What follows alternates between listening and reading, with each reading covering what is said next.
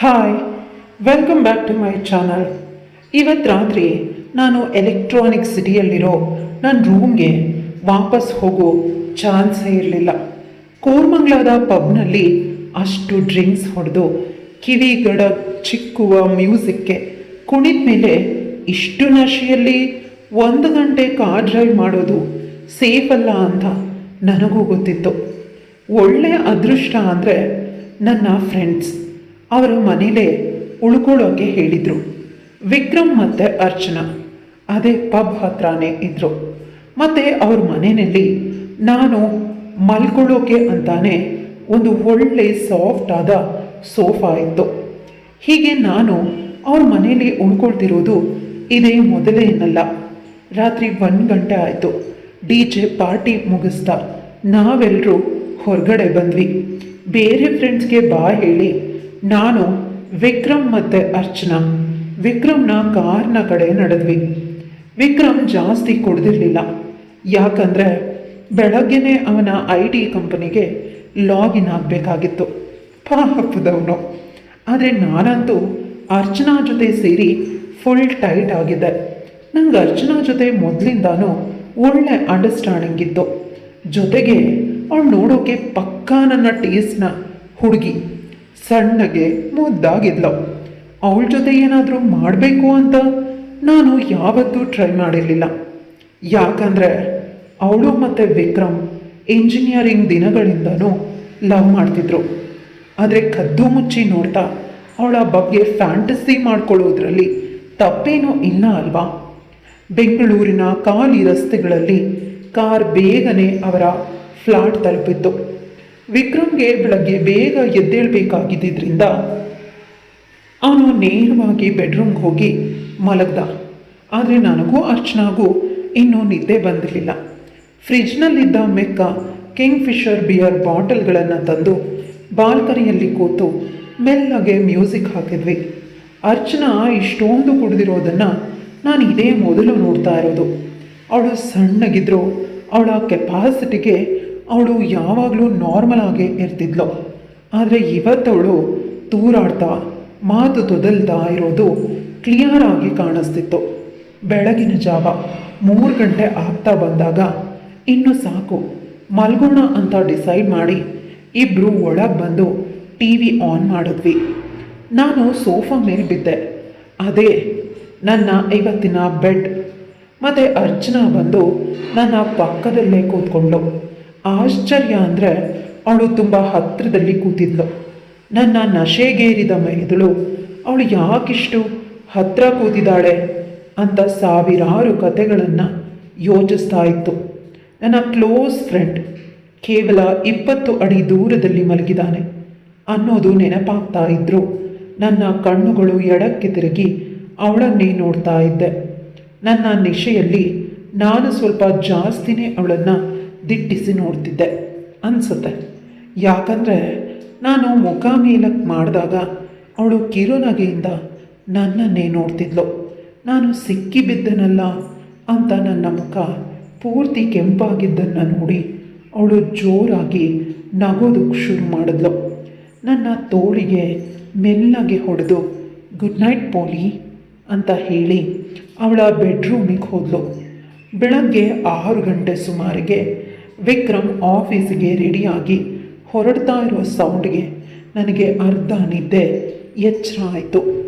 ಅವನು ನನ್ನನ್ನು ನೋಡಿ, ಮಗ ಎಷ್ಟು ಹೊತ್ತಾದರೂ ಮಲಗು, ನಾನು ಬರೋದು ಲೇಟ್ ಆಗುತ್ತೆ ಅಂತ ಹೇಳಿ ಹೊರಟೋದ. ಫ್ರೆಂಡ್ ಮನೇಲಿ ಅವನೇ ಇಲ್ಲದೆ ಇರುವಾಗ ಮಲಗೋಕೆ ನನಗೆ ಇಷ್ಟ ಆಗಲ್ಲ.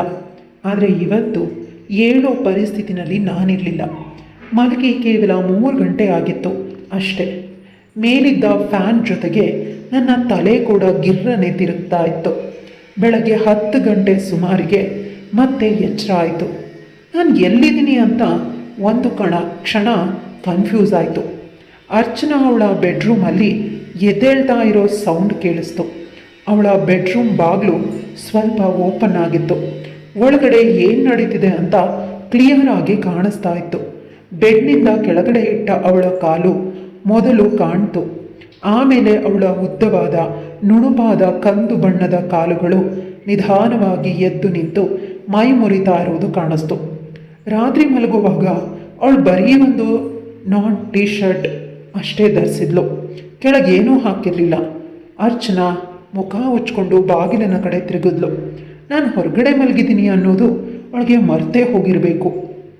ನಾನಿಲ್ಲಿದ್ದೀನಿ ಅಂತ ಗೊತ್ತಿದ್ದರೆ ಯಾವ ಫ್ರೆಂಡ್ನ ಗರ್ಲ್ ಫ್ರೆಂಡ್ ತಾನೇ ಬರೀ ಟೀ ಶರ್ಟಲ್ಲಿ ಹೀಗೆ ಓಡಾಡ್ತಾಳೆ ಅಲ್ವಾ? ಅವಳು ಕಿಚನ್ ಕಡೆ ನಡ್ಕೊಂಡು ಬರುವಾಗ ನಾನಿನ್ನೂ ನಿದ್ದೆ ಮಾಡ್ತಿರೋ ಥರ ನಾಟಕ ಮಾಡಿದೆ. ಅರ್ಧ ಮುಚ್ಚಿದ ಕಣ್ಣುಗಳಿಂದ ನೋಡಿದಾಗ ಅವಳು ನನ್ನನ್ನೇನೋ ಕೇರ್ ಮಾಡಿದೆ ನೋಡ್ತಾ ಇರೋದು ಕಾಣಿಸ್ತು. ಅವಳಿಗೆ ಮರೆತು ಹೋಗಿಲ್ಲ, ಆದರೆ ನಾನಿಲ್ಲಿದ್ದೀನಿ ಅನ್ನೋದು ಅವಳಿಗೆ ಮ್ಯಾಟರೇ ಆಗ್ತಿರ್ಲಿಲ್ಲ ಅನಿಸುತ್ತೆ.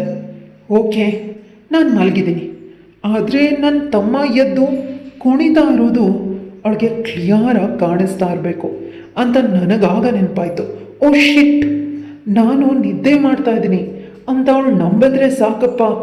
ಅವಳು ನನ್ನ ಪಕ್ಕದಲ್ಲೇ ನಡ್ಕೊಂಡು ಹೋದ್ಲು. ಇನ್ನೂ ಕೇಳಬೇಕಾ? ನಿಜಕ್ಕೂ ನನ್ನ ಪರಿಸ್ಥಿತಿ ಬಾಯಲ್ಲಿ ಹೇಳೋಕ್ಕಾಗಲ್ಲ. ಫ್ರಿಡ್ಜ್ ಓಪನ್ ಮಾಡಿ ಅವಳು ತಣ್ಣಗಿನ ನೀರು ಕುಡಿದ ಸೌಂಡ್ ಬಂತು. ಆಮೇಲೆ ವಾಪಸ್ ಅವಳ ರೂಮ್ ಕಡೆ ಬರ್ತಿದ್ಲು. ಸೋಫಾ ಹತ್ರ ಬರ್ತಾ ಇದ್ದ ಹಾಗೆ ಕೈಲಿ ಗ್ಲಾಸ್ ಹಿಡಿದು ತುಂಬ ಕ್ಯಾಶುವಲ್ ಆಗಿ, ಬಾತ್ರೂಮಲ್ಲಿ ಫ್ರೆಶ್ ಟವಲ್ ಇದೆ, ನಿನಗೆ ತಣ್ಣೀರಿನ ಶವರ್ ಬೇಕಿದ್ರೆ ಯೂಸ್ ಮಾಡ್ಕೊ ಅಂತ ಹೇಳಿದ್ಲು. ಪರವಾಗಿಲ್ಲ, ಅವಳಿಗೆ ನನ್ನ ಕಂಡೀಷನನ್ನು ನೋಡಿ ತಮಾಷೆ ಮಾಡೋ ಮೂಡಿತ್ತು. ಯೋಚನೆ ಮಾಡಿದಾಗ ಒಂದು ಶವರ್ ತಗೊಳ್ಳೋದು ಒಳ್ಳೆ ಐಡಿಯಾ ಅನ್ನಿಸ್ತು. ಆ ಟೈಮಲ್ಲಿ ನನ್ನ ಪ್ರಾಬ್ಲಮ್ನ ಕೂಡ ಸಾಲ್ವ್ ಮಾಡ್ಕೋಬೋದಾಗಿತ್ತು. ಕನಿಷ್ಠ ಪಕ್ಷ ಆ ಹಳೆ ಬಿಯರ್ ವಾಸನೆನಾದರೂ ಹೋಗ್ತಿತ್ತು, ಹ್ಯಾಂಗ್ ಓವರ್ ಕೂಡ ಕಮ್ಮಿ ಆಗ್ತಿತ್ತು. ನಿಧಾನವಾಗಿದ್ದು ಬಾತ್ರೂಮ್ ಕಡೆ ಹೋದೆ. ಗೀಸರ್ ಆನ್ ಮಾಡಿ ನೀರು ಎಷ್ಟು ಬಿಸಿ ಆಗಿತ್ತೋ ಅಷ್ಟು ಬಿಸಿ ಆಗೋಕ್ಕೆ ಬಿಟ್ಟು ಬಟ್ಟೆಗಳನ್ನೆಲ್ಲ ಬಿಚ್ಚಿ ಶವರ್ ಕೆಳಗೆ ನಿಂತೆ. ಆ ಬಿಸಿ ನೀರು ನನ್ನ ತಲೆನೋವಿಗೆ ಅಮೃತದ ಥರ ಇತ್ತು. ಜೊತೆಗೆ ನನ್ನ ನಿಂತಿರೋ ತಮ್ಮಂಗೂ ಇವತ್ತಿನ ನನ್ನ ಕೈ ಕೆಲಸದ ಸೆಷನ್ಗೆ ಮೇನ್ ಹೀರೋಯಿನ್ ಬೇರೆ ಯಾರೂ ಅಲ್ಲ, ಪಕ್ಕದ ರೂಮಲ್ಲಿದ್ದ ಆ ಸಣ್ಣ ಮೈಕಟ್ಟಿನ ಮುದ್ದಾದ ಅರ್ಚನಾನೇ ಆಗಿದ್ಲು. ದೇವ್ರೇ, ನನಗೇನಾಗ್ತಾ ಇದೆ? ಸೀದಾ ಅರ್ಚನಾಳ್ ರೂಮಿಗೆ ನುಗ್ಗೋದು, ಅವಳನ್ನು ನಾನು ಆಸೆ ತೀರಿಸ್ಕೊಳ್ಳೋಕ್ಕೆ ಅಂತ ಕೇಳ್ಕೊಳ್ಳೋದಕ್ಕಿಂತ ಮುಂಚೆನೇ ಅವನ ಮೇಲೆ ಬಿದ್ದು ಆಸೆ ತೀರಿಸ್ಕೊಳ್ಳೋದು, ಹೀಗೆ ಏನೇನೋ ಯೋಚನೆಗಳು. ಹೀಗೆ ಯೋಚಿಸ್ತಾ ಇರುವಾಗ ಯಾರೋ ಬಾಗಿಲನ್ನು ಜೋರಾಗಿ ಬಡಿಯೋ ಸೌಂಡ್ ಬಂತು. ಕಾರ್ತಿಕ್, ನಾನು ಒಳಗಡೆ ಬರಲ್ಲ, ನಂಗೆ ಅರ್ಜೆಂಟಾಗಿ ವಾಶ್ರೂಮ್ ಬರ್ತಿದೆ. ಅವಳ ಧ್ವನಿಯಲ್ಲಿ ತುಂಬ ಅರ್ಜೆನ್ಸಿ ಇತ್ತು.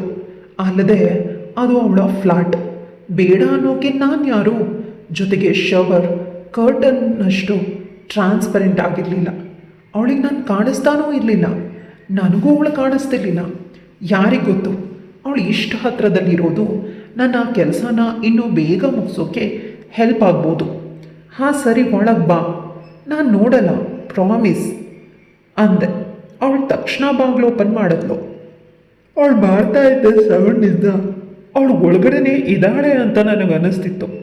ಅವಳು ಕೆಲಸ ಮುಗಿದ ತಕ್ಷಣ ಯೋಚನೆ ಮಾಡಿದೆ, ಟಾಯ್ಲೆಟ್ನ ಫ್ಲಶ್ ಬಟನ್ನ ಪ್ರೆಸ್ ಮಾಡಿದ್ಲು. ವಾಟರ್ ಪ್ರೆಷರ್ ಕಮ್ಮಿ ಆಗಿದ್ದರಿಂದ ಶವರ್ನಲ್ಲಿ ಬರೀ ಗೀಸರ್ನ ಕುದಿಯೋ ನೀರು ಬರಲಾರಂಭಿಸ್ತು. ಭೂಮಿ ಮೇಲೆ ಯಾವ ನೀರು ಇಷ್ಟು ಬಿಸಿ ಇರಲ್ಲ ಅನಿಸುತ್ತೆ. ಅಷ್ಟು ಸುಡೋ ನೀರಿಗೆ ನಾನು ರಿಫ್ಲೆಕ್ಟ್ ಆಗಿ ಹಿಂದಕ್ಕೆ ಹಾರಿದೆ. ನೇರವಾಗಿ ಆ ಕರ್ಟನಿಂದ ಆಚೆ ಬಂದು ಬಾತ್ರೂಮ್ ಮಧ್ಯದಲ್ಲಿ ಬಂದು ನಿಂತೆ. ಅಲ್ಲಿ ಅರ್ಚನಾ ಆಗ ತಾನೇ ಅವಳ ಮೇಲೆ ಕೇಳ್ಕೊತಾ ಇದ್ಲು. ನಾನಂತೂ ಪೂರ್ತಿಯಾಗಿ ಬಟ್ಟೆ ಬಿಚ್ಚಿ ನಿಂತಿದ್ದರಿಂದ ಅವಳ ಕಪ್ಪು ಕಣ್ಣುಗಳು ನನ್ನನ್ನೇ ಸ್ಕ್ಯಾನ್ ಮಾಡ್ತಾ ಇದ್ವು. ನಾನು ಕೂಡ ಇದೇನಾಗು ಹೋಯ್ತು ಅನ್ನೋ ಮುಜುಗರದಲ್ಲಿ ನಿಂತಿದ್ದೆ. ಅವಳು ನಿಧಾನಕ್ಕೆ ಹತ್ರ ಬಂದು, ಇದೇನು ನಿನ್ನ ಅವತಾರ ಅಂತ ಜೋರಾಗಿ ನಗೋದಕ್ಕೆ ಶುರು ಮಾಡಿದ್ಲು. ಅವಳ ಆ ನಗು ನನಗೆ ಅವಮಾನವಾದಂತಾಗಿ, ಈಗ ನಾನೇನು ಮಾಡ್ತೀನಿ ನೋಡು ಅಂತ ಹೇಳಿ ಹೋಗಿ ಗಟ್ಟಿಯಾಗಿ ಅಪ್ಕೊಂಡ್ಬಿಟ್ಟೆ. ಅವಳಿಗೂ ಅದೇ ಬೇಕಿತ್ತು ಅಂತ ಅನಿಸುತ್ತೆ. ಅವಳು ಕೂಡ ಮುಂದುವರೆದ್ಲು. ಮತ್ತು ನಾವೇ ಬರೀ ಶವರ್ ಕೆಳಗೆ ಹೋಗಿ ನಮ್ಮ ಆಸೆನ ತೀರಿಸ್ಕೊಂಡ್ವಿ. ಕತೆ ಇಲ್ಲಿಗೆ ಮುಗಿಯುತ್ತೆ. ಕತೆ ಇಷ್ಟ ಆಗಿದ್ರೆ ಲೈಕ್, ಶೇರ್, ಕಮೆಂಟ್ ಮಾಡೋದನ್ನು ಮರಿಬೇಡಿ. ಇಂತಹ ಇನ್ನಷ್ಟು ಇಂಟ್ರೆಸ್ಟಿಂಗ್ ಕತೆಗಳಿಗಾಗಿ ನನ್ನ ಚಾನಲ್ನ ಸಬ್ಸ್ಕ್ರೈಬ್ ಮಾಡ್ಕೊಳ್ಳಿ.